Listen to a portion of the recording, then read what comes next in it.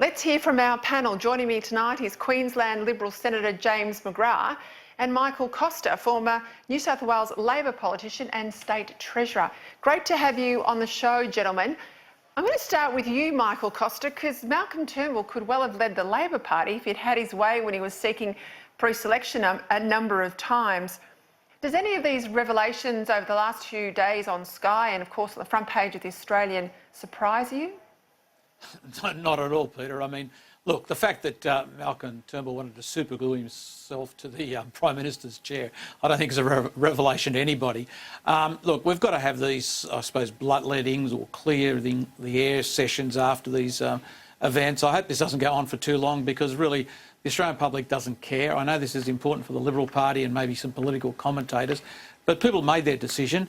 They want, Morrison to get on with the direction that he outlined in the election.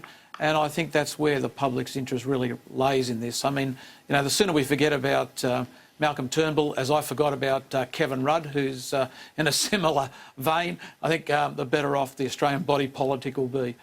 I'll leave the last word there to you, James, because you were one of the first to resign from Malcolm Turnbull's front bench in that disastrous sort of 10-day period. Any of this a surprise, or are we just now knowing what you knew way back then? Yeah, we're seeing the real Malcolm, and it's really, really sad, for the country and actually, for him personally, that he's this type of person. This is a guy who the Liberal Party gave the honour of being an MP, a Cabinet Minister under John Howard, leader of the party, a Cabinet Minister under Tony Abbott, Prime Minister, and he is just taking a dump all over the party, the base, the cause, the members of the party. I can never forgive Malcolm for many things he's done, but particularly when he resigned on that Friday and he did not thank the party and the supporters of the Liberal Party or the National Party, or here in Queensland, the Liberal National Party. That was a week from hell. And as Churchill said, when you're going through hell, keep on going. But agreeing with Michael, I've been bouncing around the state since the election. There's a huge sense of relief, not only that Malcolm is no longer Prime Minister, but actually that Bill Shorten didn't win, to add on there, and that Scott Morrison is Prime Minister, and they want us to get on with the job, stop talking about ourselves. I think the series on Tuesday night and Wednesday night was interesting. I hope Sky get a logie for it, because actually a lot of work went into it. But the mob out there, they want us politicians to shut up and get on and deliver. All right, let's talk about some things that matter. The tax package, Michael Costa, you're a former Treasurer. It was clearly front and centre of an election campaign where there really wasn't a lot of issues on the coalition side of the platform. A lot on Labor, some in Labor say too many, but this was a big commitment from the government. It says it has a mandate. Should Labor do as Joel Fitzgibbon says, and he's been mugged by the reality of nearly losing his blue-collar seat of Hunter in the Hunter Valley, should they just get on and back it? Yeah, look, I think there's no doubt if the government has got a mandate for anything, it's this tax package. Now, look, I've said on a number of occasions about this. Look, it might be a bad tax package, and I've got some concerns about this being a sort of quasi-solution to tax indexation. I mean, if we're going to have tax indexation, let's have real tax indexation. But having said that, the government's entitled to implement it, and the opposition ought to be criticising at the other end of this debate once it's implemented rather than before it's implemented.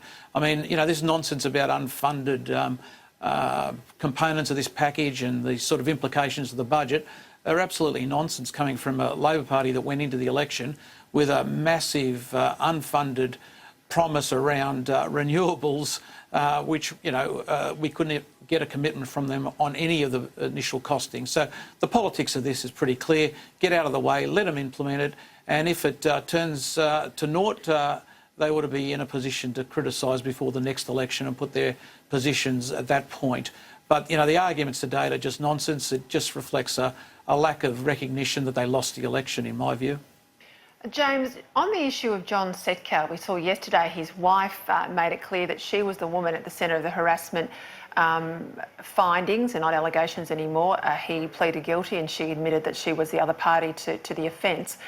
We know that it'll go before the Labor executive next week. It's very likely that he'll be punted from the Labor Party, excommunicated, expelled, I think is the professional term.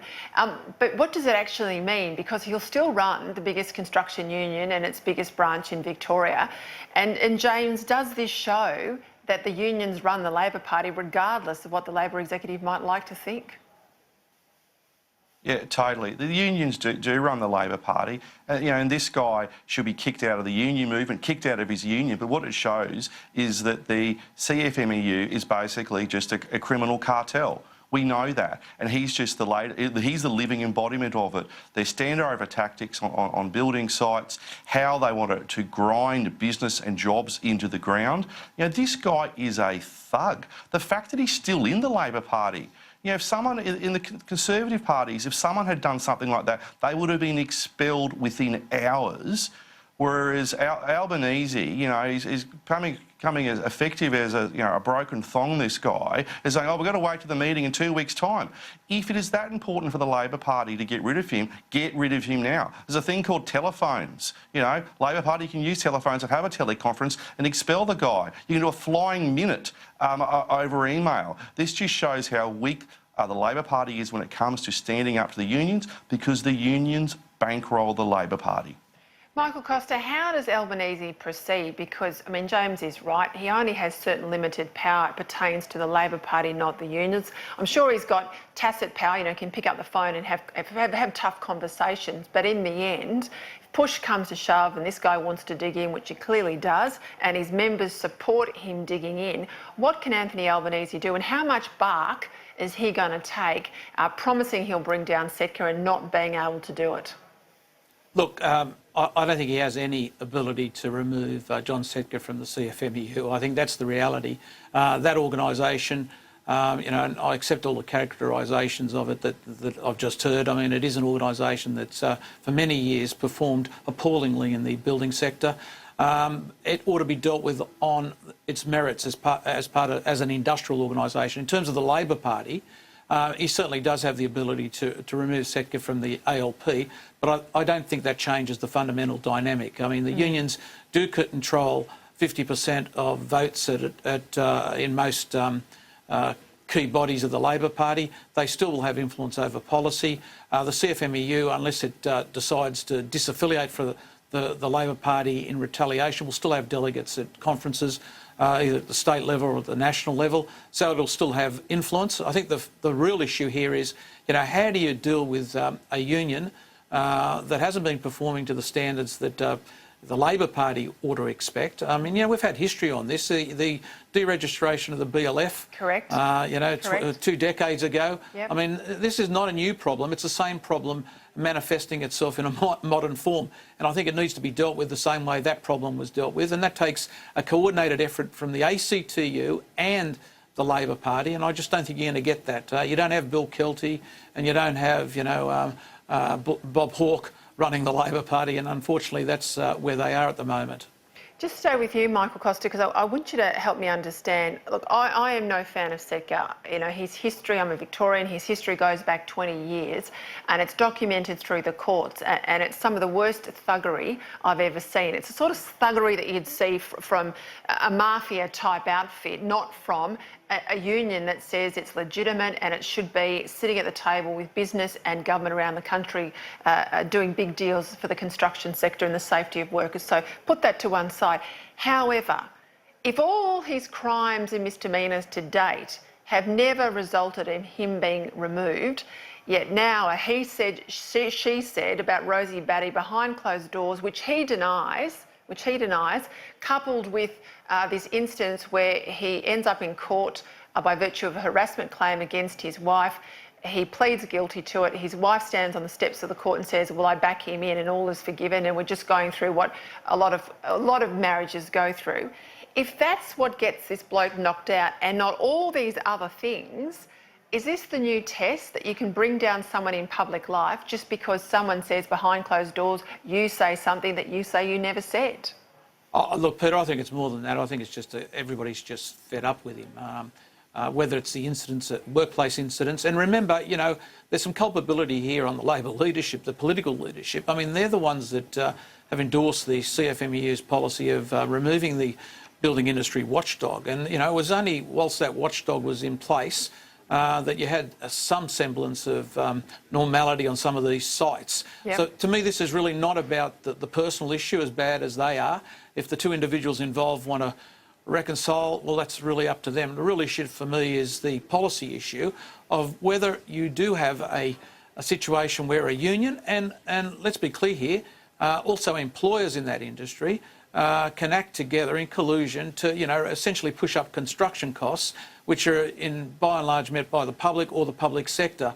The inefficiency of the industry because of the work practices is really the core issue for me, and that requires, you know, a proper realignment of relationships within that industry. You know, I don't want to see the union eliminated. It's got a role, particularly around safety, and I think everybody would acknowledge with the recent spate of industrial accidents that it does have a role, but it's got to operate in a manner that's legally lawful and within the confines of, you know, a framework of enterprise bargaining that's fairly applied. And I think that's what's missing, the policy element in all of this. So just so I'm clear, Michael Costa, you think that Labor should drop its stated policy to scrap the ABCC if they were re-elected?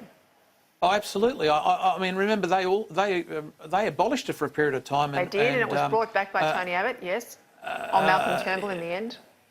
You know, they abolished it, and, you know, there's no reason not to have some sort of framework, be it within the Fair Work framework or some other framework that ensures that there is some industrial harmony on work sites and there's no illegality. I don't think anybody that supports proper industrial relations could argue any other case. It undermines the general union movement to not have it. Yeah, well, I agree with you there.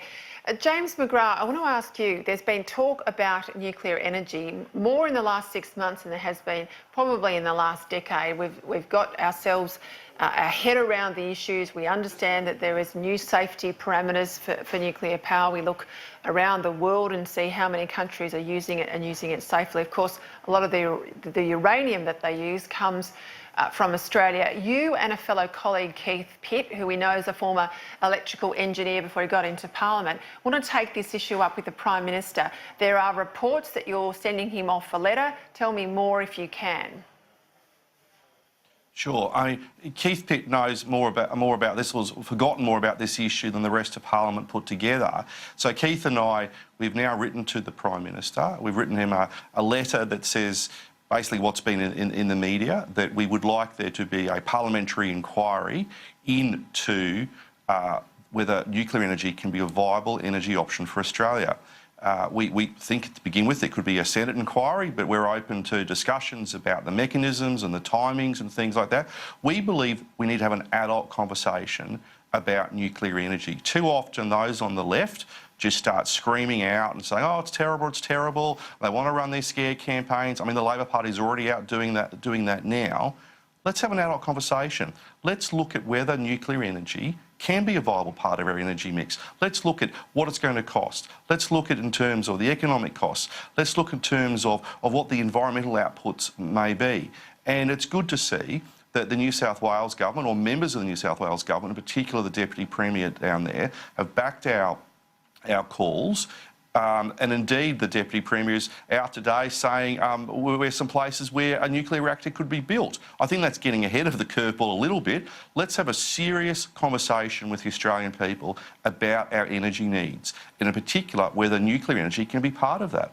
All right, well, as I outlined last night, we had a long talk with Judith Sloan and Terry McGrath and others about nuclear energy. In fact, it was the Howard government that banned nuclear power in the Senate, and it was the Liberal Party in South Australia on 2 separate occasions that went soft on the area of nuclear storage and nuclear power. But I agree with you, James, a lot of the activists of the left are the ones that are keeping this discussion out of the public domain. Michael Costa, do you think this is a good idea? Look, I think it's actually, to have an inquiry is a waste of time. I think, you know, the proof is already there. Nuclear energy is a viable energy source. It's used all over the world, even in, you know, the green-tainted social democratic countries of Europe. I mean, you know, nuclear energy is a key component of the energy mix. I think the real issue here is about the political will to go forward with it. And I qualify this by saying I don't know whether it's financially viable in the face of other alternatives. Clearly coal is still the best source from a financial perspective for baseload power in Australia. However, let's not dance around this. I mean, there is nothing wrong with nuclear energy. It's been proven. It's demonstrably a viable form of energy. What are we actually going to achieve by having an inquiry about this? The real thing that's missing is the political will. I think there's an opportunity now. There's certain sections of the left, or the environmental left, understand that if you're serious about reducing emissions, that nuclear power has to be part of that. You may well be able to split that group up through an inquiry. But ultimately, we're just dealing with truisms here, which are already demonstrated in practice as being viable. All right, gentlemen, thank you very much for your time. We can talk about nuclear energy all day and every day. And James McGrath, we will keep talking about it, doing what we can to get that inquiry up at least. James McGrath, Brilliant. Michael Costa, thank you very much for your time tonight. Bye-bye.